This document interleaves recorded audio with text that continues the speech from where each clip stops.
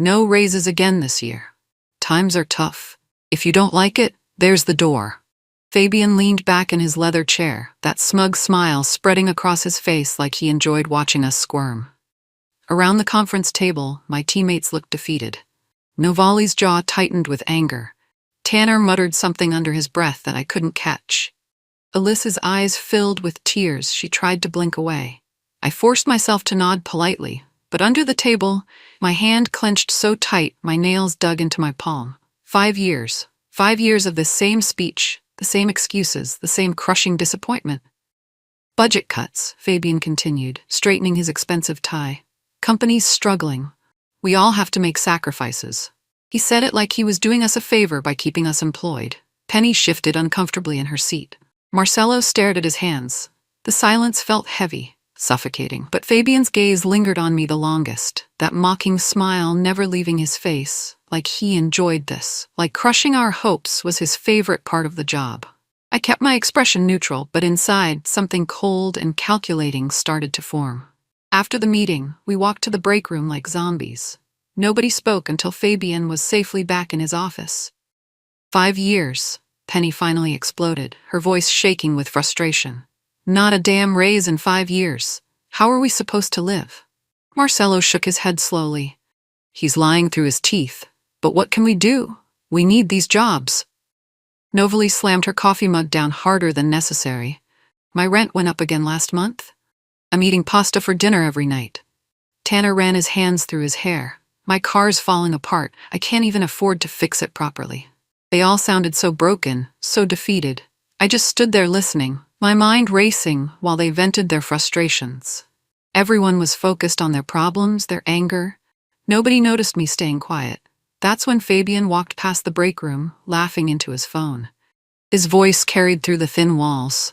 Can't wait to take the Porsche out this weekend, he said cheerfully. Weather's supposed to be perfect. The break room went dead silent. That night, I couldn't sleep. I kept thinking about Fabian's laugh, his expensive watch, that brand new Porsche he loved bragging about. I grabbed my phone and scrolled through his Instagram. There it was, a photo of him in designer clothes, expensive cufflinks glinting in the light. The caption read, "Hard work pays off. Blessed, success, living my best life." My finger hovered over the screen. Hard work? Whose hard work exactly? The comments were full of people praising him, telling him he deserved it. If only they knew what I knew. If only they could see how he looked at us during those meetings, like we were insects he could step on. I screenshotted the post and saved it to a folder on my phone. I wasn't sure why yet, but something told me I'd need it later. The next photo showed him at an expensive restaurant, champagne glass raised to the camera. Celebrating another successful quarter, the caption said. Successful for who? I whispered to myself in the darkness. Our team had worked overtime for months to make that quarter successful. We'd sacrificed weekends, missed family dinners, pushed ourselves to exhaustion. And Fabian was celebrating alone. The next morning, I walked into the break room and found Zelda and Rowan deep in conversation. The moment they saw me, they stopped talking abruptly. Zelda shot me a guilty look, like a kid caught with their hand in the cookie jar. Rowan suddenly became very interested in stirring his coffee. Morning, I said casually, pouring myself a cup. The silence stretched uncomfortably. Zelda cleared her throat. Oh, hey Michaela, we were just talking about the weather. The weather? In October? When it had been raining for 3 days straight? I studied their faces. Zelda worked in accounting. She had access to financial records, payroll information. Rowan worked in HR. Between the two of them, they probably knew more about our company's money than anyone except Fabian. What were you really talking about? I asked gently. Zelda's face went pale. She glanced at Rowan, who shook his head slightly. Nothing, Zelda said quickly, not meeting my eyes. Really, it was nothing important. Forget it, Rowan added, grabbing his coffee and practically running out of the room. But I couldn't forget it. Their guilty expressions told me everything I needed to know. They knew something. The tension in our team meetings was getting worse. During our weekly review, Tanner finally snapped. This is bullshit, Fabian, he said, throwing his pen down on the table. We're working harder than ever, bringing in more clients, and we can't even get cost of living adjustments? The room went dead quiet. Nobody ever challenged Fabian directly. Fabian's smile turned cold. Watch your tone if you want to keep your job, Tanner. The threat hung in the air like smoke. Tanner's face flushed red, but he didn't say another word. I watched Fabian's expression carefully. There was something calculating about the way he handled the situation. Too smooth, too practiced, like he'd been expecting this conversation and had his response ready. Look, Fabian continued, his voice softer now, more reasonable. I understand everyone's frustrated, but we're all in this together. The company's struggling, and we all have to make sacrifices. Then his eyes found mine across the table. You're not stupid, Michaela. You know how things work. The way he said it made my skin crawl, like we shared some secret understanding, like I was supposed to be grateful for his honesty. I nodded politely, but inside, alarm bells were ringing. That evening, I was working late when I heard quiet crying coming from the supply closet. I found Zelda sitting on a box of printer paper, tears streaming down her face. Zelda? What's wrong? She looked up, startled, and quickly wiped her eyes. Oh, Michaela. I didn't know anyone was still here. I sat down beside her on another box. Are you okay? You seem really upset. She shook her head, fresh tears falling. I shouldn't be telling anyone this. Telling anyone what? Zelda looked around nervously, even though we were alone. It's about the raises. About why we never get them. My heart started beating faster. What about them? I shouldn't, she whispered, wrapping her arms around herself. You don't want to know. Trust me, you don't want to know. But I did want to know. I needed to know. Zelda, I said gently, whatever it is, you can tell me. I won't say anything. She looked at me for a long moment, wrestling with herself. I do want to know, I whispered. Please tell me. Zelda took a shaky breath and looked around one more time to make sure we were alone. The raises were approved, she whispered. Every single year for the past 5 years, the board approved them. The budget was there. I felt like the floor had dropped out from under me. What? Fabian signed off on them too. Then he redirected the money. Her voice got even quieter. He forged signatures on budget reports, blamed everything on company-wide cuts that never happened. My stomach felt like it was full of ice water. He stole our raises? Zelda nodded miserably. All of it. Every penny that should have gone to you guys over the years, he kept it for himself. His car, his clothes, his fancy dinners, that's where our money went. I thought about his Instagram posts, his bragging, his smug smile during meetings. All of it suddenly made horrible sense. How do you know this? I asked. I process the payroll. I see everything. She grabbed my arm suddenly, panic in her eyes. But you can't tell anyone I told you. Please, Michaela. I could lose my job. I could get in serious trouble. I stared at her, my mind spinning. I won't say anything. But as I walked out of that supply closet, I knew everything had changed. I walked through the office like I was moving underwater. Around me, my teammates were packing up for the day, complaining about their usual problems. Can't afford groceries this week, Novalie was saying to Elise. My landlord's threatening to evict me, Penny added. Tanner was on the phone with a mechanic, arguing about payment plans for his broken car. They kept complaining, kept accepting Fabian's lies, kept believing there was nothing they could do. They sounded defeated, hopeless. I just nodded along, pretending to sympathize. But inside, something had shifted. Something cold and focused had taken root. Fabian thought he was so clever. He thought we were all too stupid or too scared to figure out what he was doing.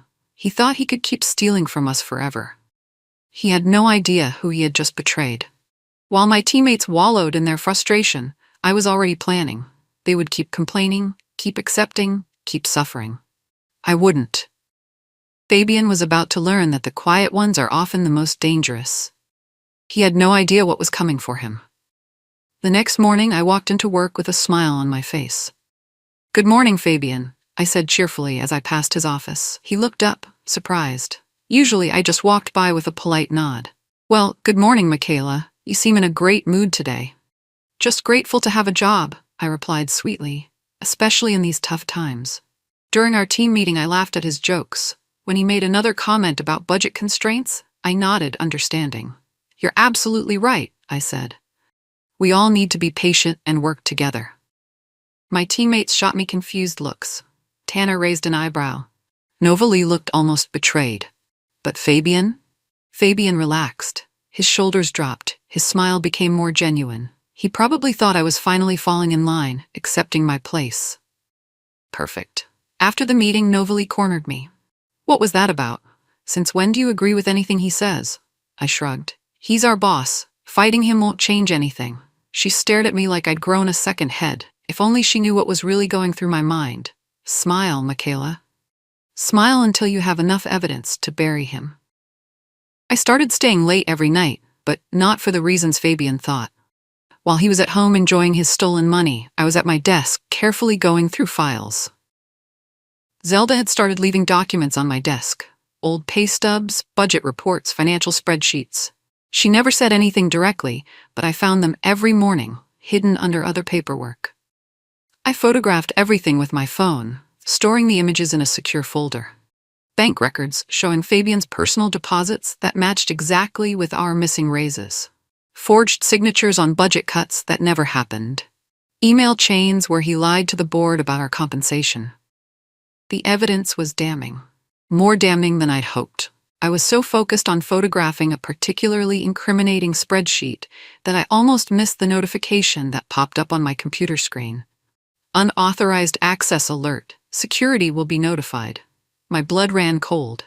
The system had detected someone accessing financial files outside normal business hours. I quickly closed everything and shut down my computer. Heart pounding. Had Fabian set up monitoring? Did he know what I was doing? I packed up quickly and headed for the exit, trying to look casual. Tomorrow, I'd have to be more careful. The next evening, I was carefully copying files when I heard footsteps in the hallway. Fabian appeared in my doorway, coffee mug in hand, looking relaxed and friendly. Burning the midnight oil again, Michaela? That's real loyalty. I forced a smile and casually moved some papers to cover the documents I'd been photographing. Just trying to get ahead on next week's projects. He walked closer to my desk, and I discreetly slipped a flash drive into my sleeve. I appreciate employees who go the extra mile, he said, leaning against my desk. It doesn't go unnoticed. Thank you, I replied, keeping my voice steady, even though my heart was racing. He leaned closer, lowering his voice conspiratorially. Keep this up, and maybe next year, I'll take special care of you personally. The way he said it made my skin crawl. Like I was being offered scraps from his table. That's very kind of you, I managed to say. After he left, I sat there for a moment, hands shaking slightly. Take special care of me? With whose money, Fabian? The money you've been stealing from all of us? But I kept my expression neutral, just in case he was watching. My teammates were getting more frustrated by the day. During lunch, they couldn't stop complaining. Why don't we all just walk out? Novali said angrily. Find jobs somewhere else? Alice shook her head sadly. Nobody's hiring in our field. At least not around here. We're trapped, Tanner muttered. He knows it, and he's using it against us. Penny stirred her soup absently. Maybe things will get better next year. They won't, Marcelo said bitterly. They never do. I sat there listening, sipping my coffee, nodding along with their complaints. They had no idea I was gathering evidence that could change everything. You're being awfully quiet, Michaela, Novali observed. What do you think we should do? I shrugged. Probably nothing we can do except keep working hard and hope things improve. Tanner snorted. Hope? That's your solution? What else is there? I replied, keeping my voice neutral. They looked disappointed in me. They probably thought I'd given up, become another defeated employee, willing to accept whatever scraps Fabian threw our way. If only they knew what I was really thinking. You'll thank me later. All of you will thank me when this is over. Fabian was getting bolder with his bragging. During lunch in the break room, he was showing off photos on his phone to anyone who would listen. Just put a down payment on a beach house, he announced proudly. Should be ready by summer. I watched from across the room as he scrolled through pictures of an expensive property with ocean views. Tanner shot him a disgusted look. Must be nice to afford luxuries while the rest of us can barely pay rent. Fabian shrugged, completely unbothered. Don't hate me for winning, Tanner. Success rewards those who work for it. The hypocrisy was breathtaking. He was literally buying beach houses with money stolen from us, then lecturing us about hard work. While he was distracted by his audience, I discreetly took a photo of his laptop screen, which was open to an expense report, right there in black and white, executive bonus, Q3 performance incentive. The same quarter where he told us there was no money for raises. I saved the photo to my growing collection of evidence. His beach house, his car, his designer clothes, all of it purchased with our stolen wages. But he had no idea I was documenting everything. I decided it was time to make myself more visible to the board. I volunteered to lead our biggest marketing campaign without Fabian's direct oversight. I worked weekends, stayed late every night, and poured everything I had into making it perfect. When the results came in, they were the best in company history.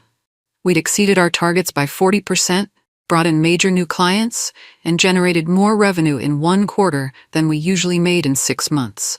The board was impressed. They called me into a meeting to congratulate me personally. "Outstanding work, Michaela," the board chairman said. "This campaign exceeded all our expectations." I smiled modestly. "Thank you. I had a great team supporting me." Fabian sat at the end of the table, forcing a smile, but I could see his eye twitching. He hadn't expected me to succeed this dramatically without his guidance. Honestly, another board member said, "You deserve a significant raise for this kind of performance." Perfect. This was exactly what I'd been hoping for. But before I could respond, Fabian jumped in smoothly. "I couldn't agree more. But as you know, the budget is still quite tight. We're still recovering from last year's challenges." I just smiled politely and nodded, like the perfect employee. But inside I was taking notes. After my campaign success, Fabian started watching me more carefully. "You've been awfully quiet lately, Michaela," he said, appearing at my desk one afternoon. "Something I should know about?" I looked up from my computer with innocent eyes. "Just focused on my work, trying to follow your example of dedication." He studied my face, like he was looking for cracks in my facade. "Right, well, keep up the good work." But I could tell he was suspicious. He started walking by my desk more often, checking over my shoulder at what I was working on. During meetings, he watched me carefully when he made his usual budget excuses, looking for any sign that I might challenge him. I gave him nothing. Just polite nods and understanding smiles. "Is everything okay, Fabian?" I asked after one particularly tense meeting. "You seem stressed." He forced a laugh. "Just the usual pressures of management. Nothing for you to worry about." But his paranoia was showing. He knew something had shifted, but he couldn't figure out what. Good. Let him wonder. Paranoid people make mistakes, and I was counting on him making a big one. His growing nervousness told me I was on the right track. During our next team meeting, I decided to test the waters. Fabian was giving his usual speech about company finances when I raised my hand politely. "Sorry to interrupt, but I have a quick question." He paused, looking slightly annoyed. "Yes? Are raises still completely frozen? I'm just wondering, since our revenue is up about 30% this quarter." The room went quiet. My teammates looked surprised. I never asked direct questions like this. Fabian's jaw tightened almost imperceptibly. That's a cute question, Michaela. But revenue and payroll budget are two different things entirely." "Of course," I said sweetly. "I was just curious about the timeline. Some of us have been here quite a while without any adjustments." Zelda was staring at her hands, avoiding eye contact with everyone. "Focus on your job performance," Fabian said, his laugh sounding forced. "Compensation discussions happen at the appropriate time through proper channels." I nodded, like I was satisfied with his answer. But everyone in the room could feel the tension. My innocent question had rattled him more than he wanted to admit. After the meeting, Tanner whispered to me, "What was that about?" "Nothing," I replied. "Just asking." But it wasn't nothing. It was the beginning of the end. The next board meeting was my opportunity. I'd been invited to present the results of my marketing campaign and discuss future strategies. Fabian sat at the table looking confident, probably thinking this was just another routine presentation. I went through my slides professionally, highlighting our success metrics and revenue growth. Then, near the end, I added something that wasn't on Fabian's agenda. "Just for clarity," I said casually, "are salary freezes still in effect company-wide? I've been reviewing payroll data from the past 5 years, and there seem to be some discrepancies between board-approved compensation budgets and actual employee payments." The room went dead silent. Fabian's face drained of color so fast I thought he might faint. A board member leaned forward. "What payroll data are you referring to?" I kept my expression innocent and confused, like I was just asking for clarification on a minor administrative issue. "Oh, just some financial records I came across while working on budget projections for next quarter's campaigns." Fabian's hands were actually shaking now. "What discrepancies specifically?" the board chairman asked. Before I could answer, Fabian jumped in desperately. "She must be mistaken. There's obviously been some clerical error." But it was too late. The board was interested now. And Fabian looked guilty as hell. The board chairman's voice cut through the tension like a knife. "I think we need to see these payroll records, Michaela." Fabian was scrambling now. "This is highly irregular. Financial data shouldn't be discussed in." "Fabian," another board member interrupted coldly. "Let her speak." I tilted my head slightly, pretending to be confused by all the drama. "I don't want to cause any problems. I just noticed some numbers that didn't match up." "What numbers?" the chairman pressed. "Well, according to the board meeting minutes I found, salary increases were approved for our department every year for the past 5 years. But according to payroll records, none of us ever received those increases." You could hear a pin drop. Fabian was sweating now, his expensive shirt sticking to his back. "She's obviously misunderstood something. The budget constraints have been well documented." "Have they?" the chairman asked sharply. "Because I'm looking at my notes right now, and I distinctly remember approving cost of living adjustments multiple times." Another board member was already pulling out his phone. "We need a full audit of departmental payroll immediately." Fabian's face had gone from pale to gray. He kept shooting glances at me like he was trying to figure out how much I knew. The answer was, I knew everything. And he was finally starting to realize it. Fabian's desperation was showing. The next day, he tried to turn the tables on me. I was called into HR for a meeting. Fabian was there with the HR director, looking grave and concerned. "Michaela," the HR director began, "there are some concerns about potential data breaches. Someone has been accessing confidential financial information without authorization." I kept my expression calm and professional. "That sounds serious." Fabian leaned forward. "We have logs showing unusual access patterns to payroll systems, access that matches your login times and locations." I nodded thoughtfully. "I see. And what exactly are you suggesting?" "We're not suggesting anything," the HR director said carefully.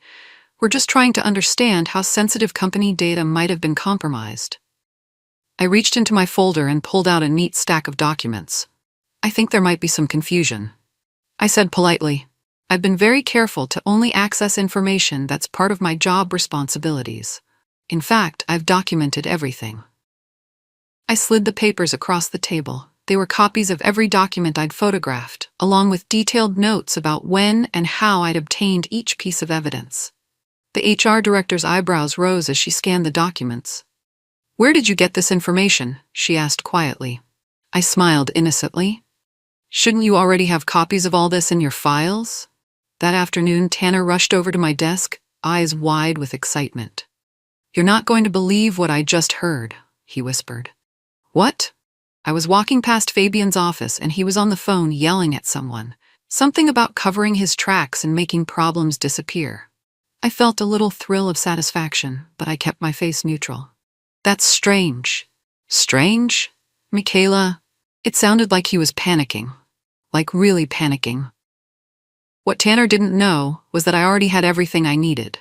Zelda had given me a recording she'd made months ago of Fabian bragging to a friend about his raise money Porsche and how stupid his employees were for not figuring out what he was doing.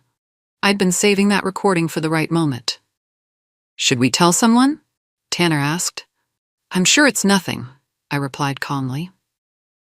But my phone was already buzzing with a text from the HR director.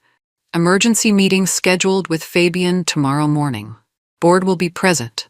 The trap was finally snapping shut. Fabian had no idea what was waiting for him in that meeting room. He thought he was still in control, still pulling the strings.